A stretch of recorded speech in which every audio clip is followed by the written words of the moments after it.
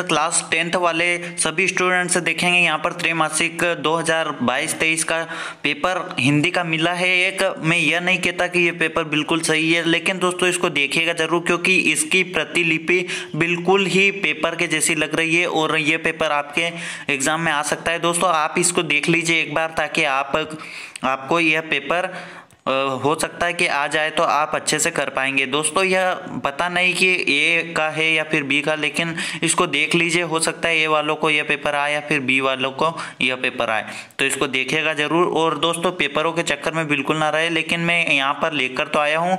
मैं यह नहीं कहता आपको कि यह पेपर बिल्कुल सही है, क्योंकि दोस्तों मैं किसी को भड़काना नहीं चाहता, तो फटाफट से मैं आपको पेपर दिखा देता हूँ। यहाँ पर सही विकल्प में आप देख सकते हैं, यह पेपर कहीं से मिला है मुझे और एक दोस्त ने भेजा है, तो इसको आप देख सकते हैं।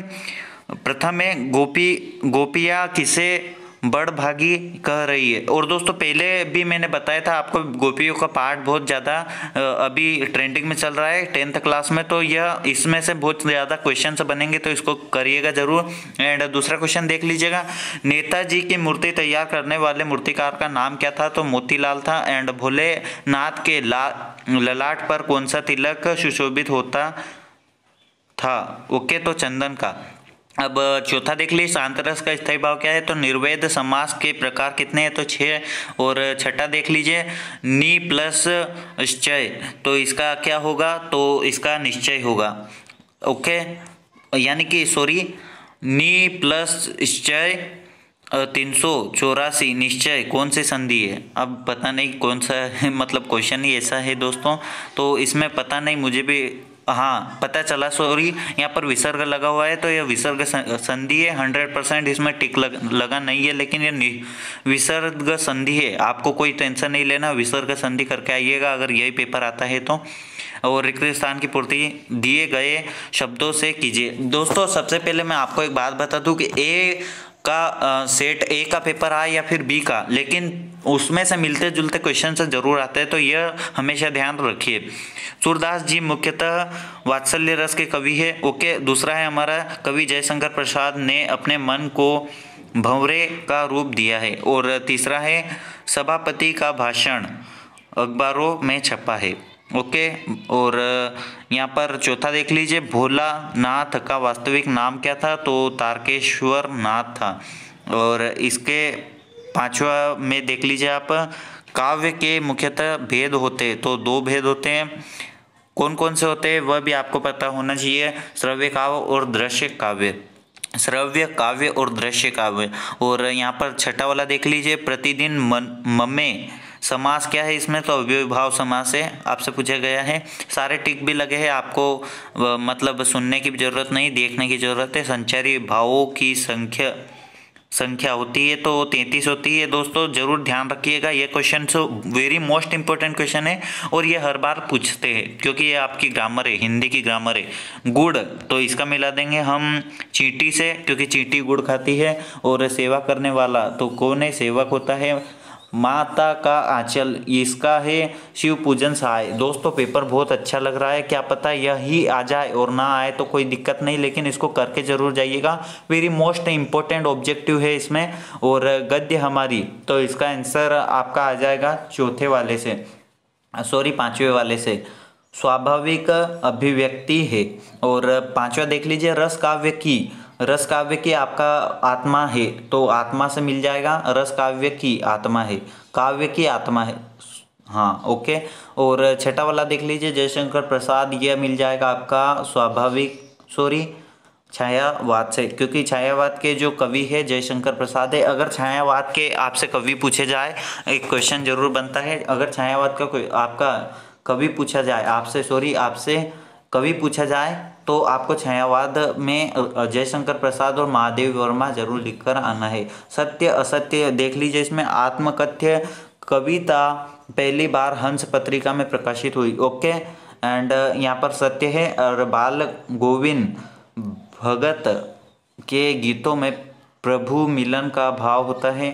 3 जॉर्ज पंचम की यहाँ पर नाक होगा शायद, यह सरकारी तंत्र पर व्यंग व्यंग्य किया है। सॉरी, अभी हिंदी में क्या पता है क्या हो रहा है, मुझे अभी जल्दी जल्दी में वीडियो बनाने में हिंदी भूल गया मैं दोस्तों। आपके लिए ऐसी मतलब वीडियो लेकर आया हूँ, तो ये गलत है आपका। रामचरितमानस एक खंड काव्य, यह सही है। एकांकी में 4 अंक होते हैं, यह असत्य है, क्योंकि आपका 1 बजे पेपर है दोस्तों। जल्दी जल्दी में वीडियो बनाना पड़ रहा है। 12:30 बजे तो आप ही घर से निकल जाओ, 12:30 बजे क्या 12 बजे तो आप ही निकल जाओगे। तो जहाँ दोनों पद प्रधान हो वहाँ द्विगु समास होता है, तो इसका अभी पता नहीं है।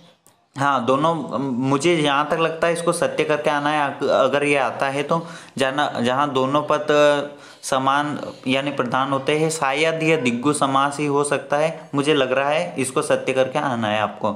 सहस्त्रबाहु कौन था? और गलत होगा तो सॉरी कहना चाहूँगा। सहस्त्रबाहु कौन था? तो अर्जुन। जहाँ तक मुझे लग रहा है 80% यह है, जहाँ दोनों पद प्रधान हो, सॉरी दोनों पद प्रधान हो वहाँ दिग्गु समास होता होगा। अभी तो मुंह से भी करने क्या क्या निकल रहा है जल्दी जल्दी में। और दूसरा देख लीजिए, आत्मकथ्य कविता में कवि ने मधुप का प्रयोग किसके लिए किया है? तो कथा वस्तु के लिए। नाक का किसका प्रतीक है? तो मुझे भी नहीं पता अभी, तो क्या पता।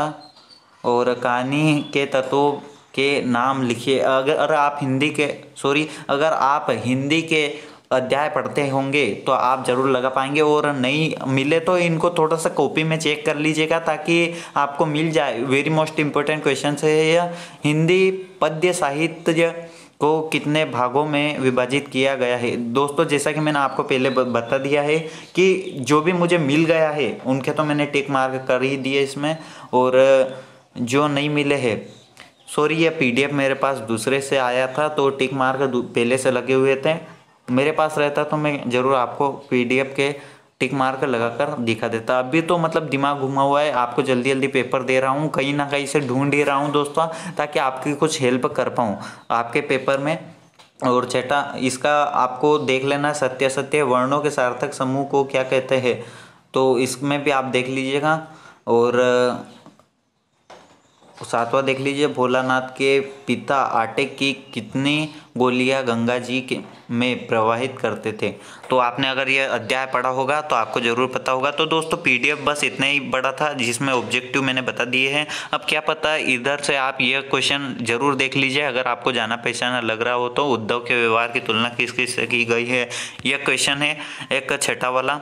और ग्रामर आपको बहुत सारी आएगी, जैसे रस, छंद, काव्य, महाकाव्य, ये इनकी परिभाषा, या फिर आपको बहुत सारे चीज़ें मिलेगी। हिंदी का पेपर इतना जल्दी हो गया, यानी कि छुट्टी एक दिन की भी नहीं दी, तो मैं आपके लिए कुछ कर नहीं पाया दोस्तों, सॉरी।